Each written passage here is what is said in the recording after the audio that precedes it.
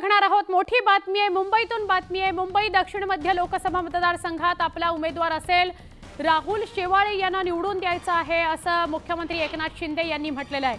मुख्यमंत्री एकनाथ शिंदेंकडून राहुल शेवाळेंच्या नावाची अप्रत्यक्षपणे घोषणा झाली आहे असं म्हटलं तरी अतिशयोक्ती ठरणार नाही, चुकीचं ठरणार नाही। आपण थेट उदय आमचे प्रतिनिधी यांच्याशी बोलूया आणि त्यांच्याकडून अधिक जाणून घेऊया। उदय, नेमका मुख्यमंत्री एकनाथ शिंदे काय म्हणाले? राहुल शेवाळे यांची उमेदवारी पक्की का लोकसभेची?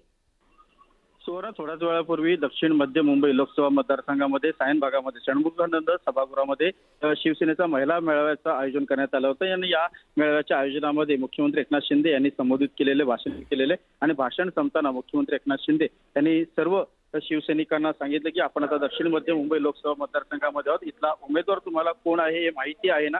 सर्वांना राहुल शेवाळे यांना निवडून द्यायचं आहे। त्यामुळे एकंदरीतच मुख्यमंत्री एकनाथ शिंदे यांनी अप्रत्यक्षरित्या हे जाहीर केलेलं आहे की दक्षिण मध्य मुंबई लोकसभा मतदारसंघामधून शिवसेनेचे उमेदवार हे राहुल शेवाळे असतील असं त्यांनी अप्रत्यक्षरित्या जाहीर केलेलं आहे।